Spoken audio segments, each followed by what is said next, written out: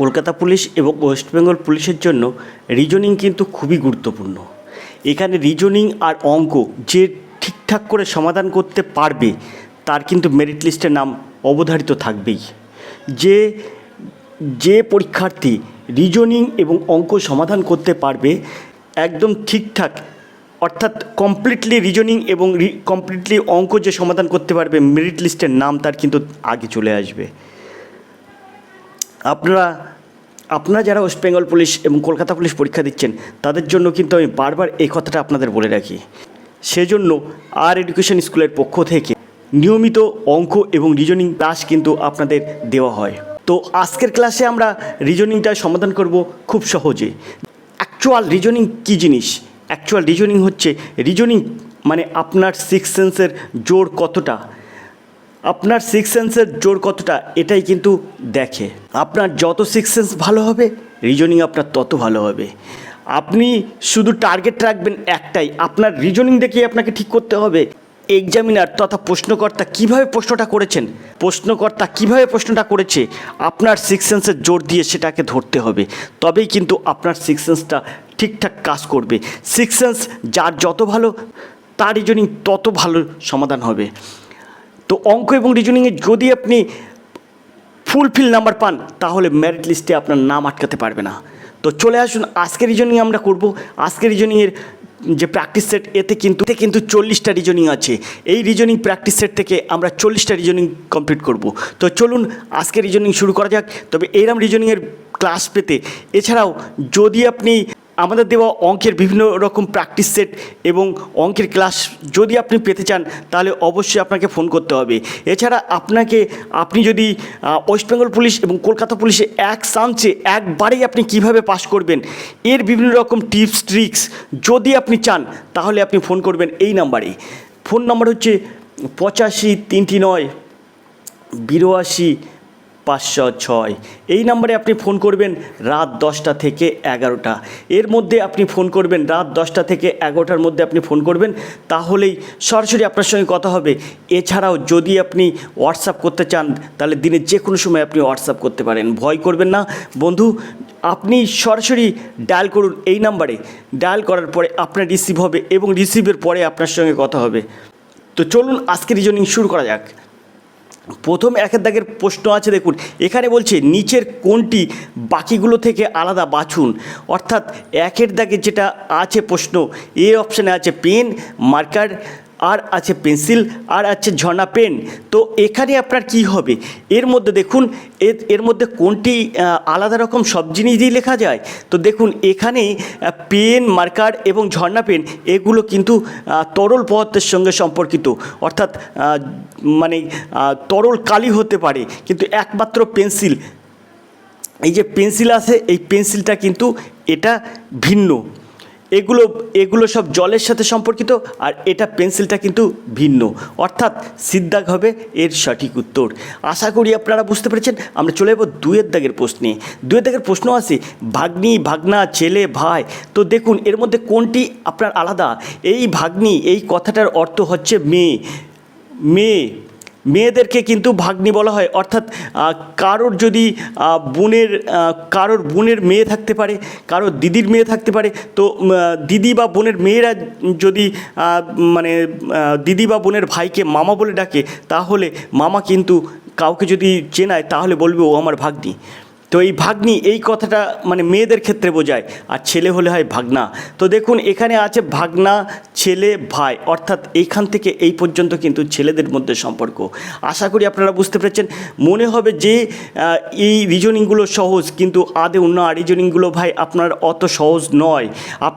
আমি করে দিচ্ছি, আপনি হয়তো পরে বলবেন যে এটা সহজ, কিন্তু আসুন দেখি আমরা আপনার এই রিজনিং কিন্তু আপনার পরীক্ষায় পড়বে, তখন আপনারা কিন্তু ভুলভাল করে চলে আসবেন, আর তার জন্যই কিন্তু আপনি মেরিট লিস্টে নাম তুলতে পারেন না। তো এরকম ভুলভাল না করতে পারেন তার জন্য চাই প্র্যাকটিস, আর সরাসরি আর এডুকেশন স্কুল আপনাকে করাচ্ছে প্র্যাকটিস। তো চলুন সরাসরি তো চলুন চলে যাই আমরা পরের প্রশ্নে। পরের প্রশ্ন কি আছে দেখব, 3 দাগের প্রশ্ন। এখানে দেখুন নেপচুন, ইউরেনাস, ঈগল আর বৃহস্পতি।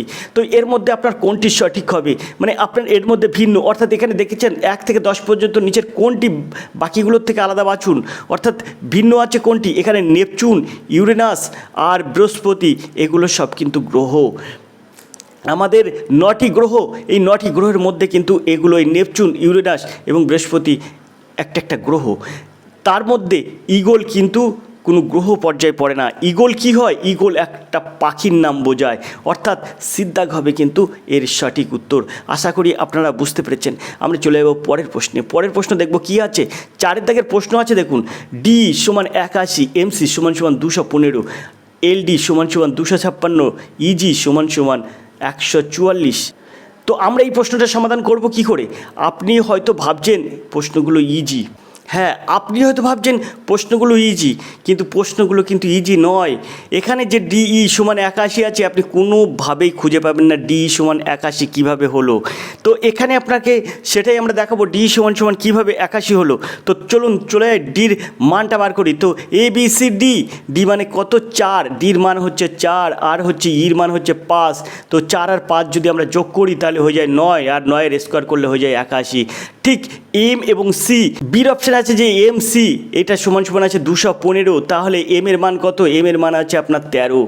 তারপরে সির মান কত, এ বি সি অর্থাৎ 3, তাহলে 13 আর 3 কত হয় 16, কিন্তু আপনার হবে কত 16 16 256, 256 আপনার আছে কত 215, অর্থাৎ এটাই আপনার ভুল হবে।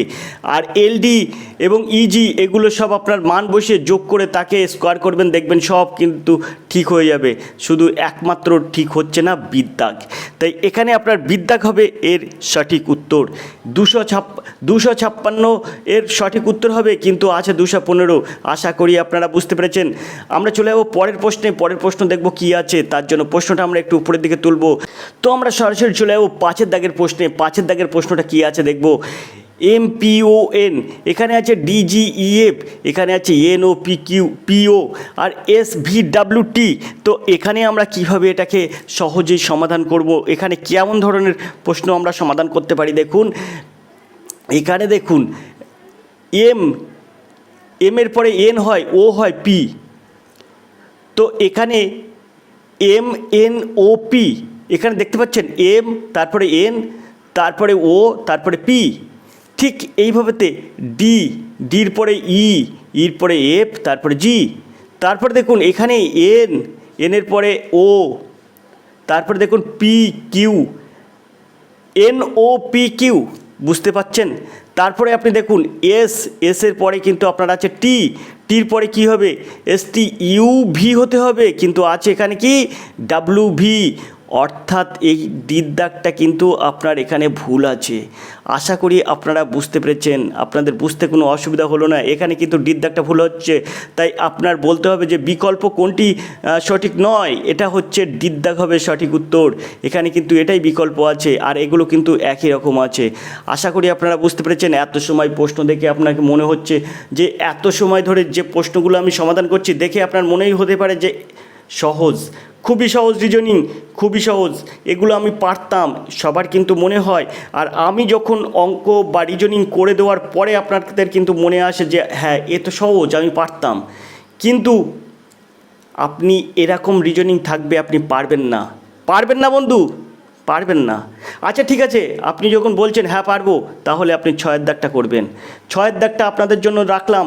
6 দাগটা আপনি কমেন্ট করে আমাকে অবশ্যই জানাবেন এর সঠিক উত্তর কী হবে, তবেই বন্ধু বুঝবো যে আপনি পারেন। তো রিজনিং যার যত বেশি ভালো হবে আর অঙ্ক যার যত ভালো হবে তত তাড়াতাড়ি সে কিন্তু চাকরির দোরগোড়ায় পৌঁছে যাবে। আশা করি আপনাদের বুঝতে কোনো অসুবিধা হচ্ছে না। কম্পিটিশান এখানে কিন্তু হাই, ব্যাপক কম্পিটিশান, আপনারা বুঝতে পারছেন না। সেলফ স্টাডি করে আপনি কিছুই করতে পারবেন না বন্ধু, আমি আপনাদেরকে বারবার করে বলছি। সেলফ স্টাডির সাথে সাথে কোনো একটা সাপোর্ট নিন। সাপোর্ট নিতে অবশ্যই ফোন করুন স্ক্রিনে দেওয়া নাম্বারের ওপরে। আমরা চলে যাবো 7 দাগের প্রশ্নে। 6 দাগের প্রশ্ন কিন্তু আপনাদের জন্য থাকলো এবং কমেন্টের আসে আমি থাকলাম। 7 দাগের প্রশ্ন দেখুন, 126, 149, 174 আর আছে আপনার 200। এখানে যে এর মধ্যে কোনটি আপনার ভিন্ন জিনিস, এর মধ্যে কোনটি আপনার মানে কোন অপশানটা ভুল আছে, তো আপনাকে সেটাই খুঁজতে হবে। তো দেখুন এর অপশানটা যদি আমরা এর অপশানটা দেখি তাহলে এখানে আছে 126। তাই আমরা কি করব, আমরা কিন্তু এরকম করব 11² প্লাস 5, তাহলে দেখুন 126 হয়ে যাচ্ছে। আশা করি আপনারা বুঝতে পেরেছেন। সেমভাবে 11-র পরে আমরা দেব 12, 12² মানে কত 144 যোগ 5, তাহলে হয়ে যাচ্ছে 149। 12² পরে আমরা দেখব 13² 13² হলে কত হয় 169, তার সঙ্গে 5 যোগ করুন হয়ে যাচ্ছে 174। তারপরে 13-র পরে 14, তাহলে 14 196, আর এর সঙ্গে 5 যোগ করলে হয় কত 201, তাহলে এখানে আছে 200, তাহলে ডির দাগটা এর সঠিক উত্তর। অর্থাৎ এটা কিন্তু আপনার ভুল আছে, বিকল্প আছে। আশা করি আপনারা বুঝতে পেরেছেন, বুঝতে কোনো অসুবিধা হলো না কি? এটাও দেখে মনে হচ্ছে না খুব সহজ? ঠিক আছে বন্ধু, আপনার যদি তাই মনে হয় 8-এর দাগটা আপনারাই করবেন, আমি আপনাদের বলে রাখলাম 8-এর দাগটা আপনারা করবেন, তাহলে কতটা সহজ আপনি দেখতে পাবেন যে এগুলো খুবই সহজ। 8-এর দাগ আপনি করবেন।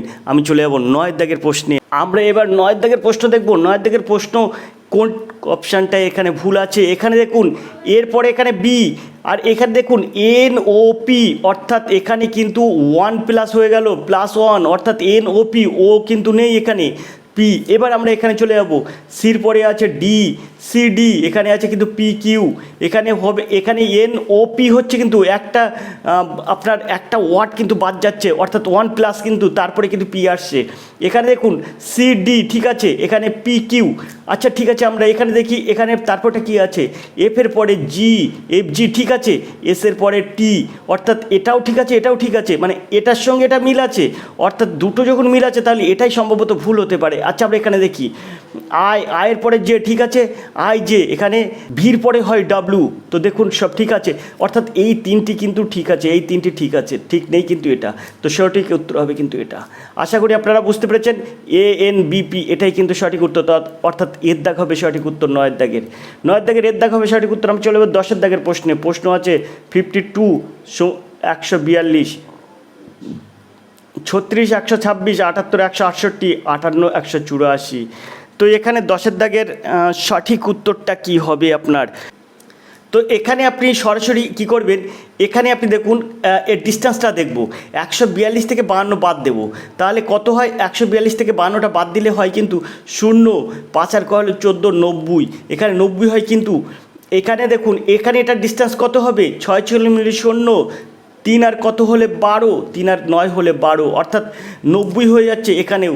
তো এখানেও দেখুন 78 আর 168, 168 থেকে 78 বাদ দিলে কত হবে 88 মিলে 0, তারপরে 7 আর কত হলে 16, 9 হলে 16, এখানেও কিন্তু হচ্ছে 90। এবারে আপনি দেখুন এখানে 8 আর কত হলে 14, তাহলে এটা হচ্ছে 6, হাতে 1, 5 রেখেছে 6 আর কত হলে 18, এখানে হচ্ছে কিন্তু 12, অর্থাৎ 126। তো এখানে দেখুন সবগুলো 90 আছে, কিন্তু এর কিন্তু বিয়োগফলটা 126 আছে, অর্থাৎ আপনাকে ধরতে হবে 10-এর দাগের ডির দাগ হবে এর সঠিক উত্তর। এটা কিন্তু ভুল আছে, অর্থাৎ বিকল্প এটি, 10-এর দাগের সঠিক উত্তর হবে ডির দাগ। আশা করি আপনারা বুঝতে পেরেছেন। আমরা চলে যাবো পরের প্রশ্নে, অর্থাৎ 11 দাগের প্রশ্নে। 11 দাগের থেকে সমস্ত প্রশ্নের কিন্তু সঠিক উত্তর করা আছে একটা ভিডিওতে, সম্পূর্ণ প্র্যাকটিস সেটটা তৈরি করে দেওয়া আছে। এখানে মোট 40টা প্রশ্ন আছে, 40টা প্রশ্নের সমাধান কিন্তু একটা ভিডিওই করা আছে। যদি এর পরবর্তী প্রশ্নগুলো দেখতে চান, প্রশ্নগুলো যদি আপনি পেতে চান এবং এই 40টা প্রশ্নের সমস্তটাই সম্পূর্ণ একটি ভিডিওই পেতে চান, তাহলে অবশ্যই আপনাকে ফোন করতে হবে এই নাম্বারেই 85 309 82 506। এই নাম্বারে আপনি যদি ফোন করেন তাহলে সরাসরি আমার সঙ্গে যোগাযোগ করে এই প্র্যাকটিস সেটের PDF সহ এর সম্পূর্ণ ক্লাসটি আপনি খুব সহজে কীভাবে সহজে রিজনিং সমাধান করা যায় তার বিভিন্ন রকম টিপস সহ এই রিজনিং প্র্যাকটিস সেটটা 40টা প্রশ্নের একদম যথাযথ সঠিক উত্তর খুব কম সময়ে কিভাবে করা হয়েছে সম্পূর্ণ ভিডিওটা কিন্তু আমাদের কাছেই আছে। আপনারা যদি নিতে চান তো অবশ্যই এই নাম্বারে ফোন করবেন 85 309 82 506। ইউটিউবে এই পর্যন্ত কিন্তু আপলোড করলাম, বাকিটা কিন্তু আপনারা কন্ট্যাক্ট করুন, অবশ্যই আপনাদের দেওয়া হবে। তো দেখতে থাকুন আর টিউশন স্কুল। সম্পূর্ণ ক্লাসটা দেখার জন্য অবশ্যই আপনার হেল্প নাম্বার একটা দিলাম, 85 3 9 82 506। দেখা হবে পরের ভিডিওয়। আজকের ক্লাস এই পর্যন্ত, দেখা হবে পরের ক্লাসে। ততক্ষণ আপনি ভালো থাকুন, সুস্থ থাকুন। ধন্যবাদ, আপনার দিন শুভ হোক।